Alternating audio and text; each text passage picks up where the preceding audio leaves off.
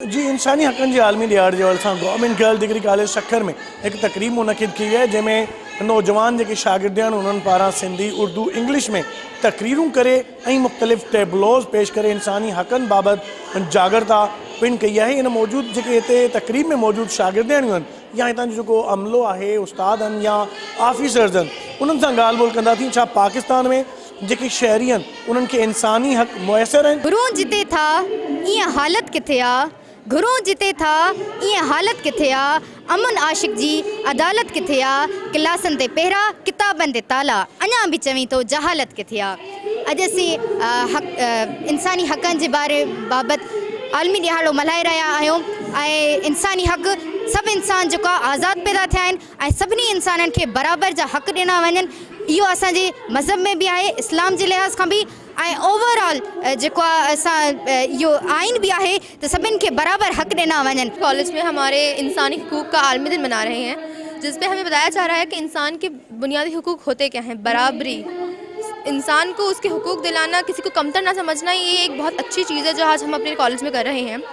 और इंसानी हुकूक हमें मिलने चाहिए क्योंकि ज़्यादातर जो गरीब तबका है उसे इंसानी हुकूक नहीं मिले जाते, उन्हें पीछे कर दिया जाता है। हालांकि अस्पतालों में आगे उनको रखना चाहिए लेकिन बेचारे वो पीछे रह जाते हैं। हमको बुनियादी हकूक़ नहीं मिलेंगे तब तक हमारा मुल्क तरक्की नहीं कर सकेगा। अब ये हमारे माशरे के पढ़े लिखे तबके का काम है कि वो माशरे में गुर्बत की वजूहात तलाश करें और उन्हें हल करने की कोशिश करें। माशरे को गुर्बत से नजात दिलाने के लिए ज़रूरी है कि हम सब मिलकर जिद्दोजहद करें। हमें बराबरी का हक दिया जाए, मर्द और औरत बराबर हैं।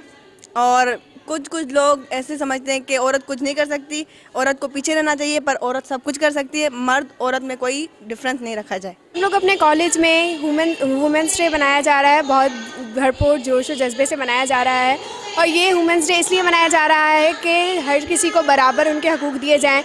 जैसे जेंट्स को और लेडीज़ को दोनों को अपने हुकूक बराबर दिए जाएं। अगर जेंट्स को हुकूक दिए जा रहे हैं तो लेडीज़ को भी दिए जाएं। लड़कियों के साथ जो सलूक किया जा रहा है वो सलूक बंद किया जाए, उनको भी उनके बराबर के हुकूक दिए जाएं। ॾिसो ही इंसानी हक़नि जो आलमी ॾिहाड़ो जेको मल्हायो पियो वञे ऐं उनजो जेको ख़ासि तौर ते थीम आहे उहो आहे त सिविलाइज़ सोसाइटी जे अंदरि इंसानी हक़नि जो जेको रेशो आहे उहो कीअं आहे ऐं माण्हुनि खे कीअं ॾिठो थो वञे। उन जे हवाले सां अगरि असां पंहिंजी मुल्की सूरत हाल खे ॾिसंदासीं त असां वटि माण्हुनि खे अञा ताईं जेके राइट्स आहिनि उहे प्रॉपर कोन पिया मिलनि। टीचर्स जी खोट जेका आहे तमामु घणी आहे, उहा इंशाल्लाह ॿ 3 महीननि में पूरी थी वेंदी। छो जो कमीशन खे असां पोस्टूं ॾेई छॾियूं ऐं उन्हनि नौजवाननि जूं जेके डिग्री याफ़्ता उन्हनि जूं टेस्टूं थी वियूं। 2-3 ॾींहंनि में उनजी रिज़ल्ट ईंदी। अरेंज कराइण जो मक़सदु इहो आहे त स्टूडेंट जॾहिं पंहिंजी कॉलेज जी लाइफ स्टार्ट कनि था उन्हनि में शऊर अचे थो त हू हिन अणबराबरी वारे मुआशरे खे ॾिसनि था त किथे किथे नाइंसाफ़ियूं थियनि थियूं, किथे किथे उन्हनि खे राइट्स मिलनि था।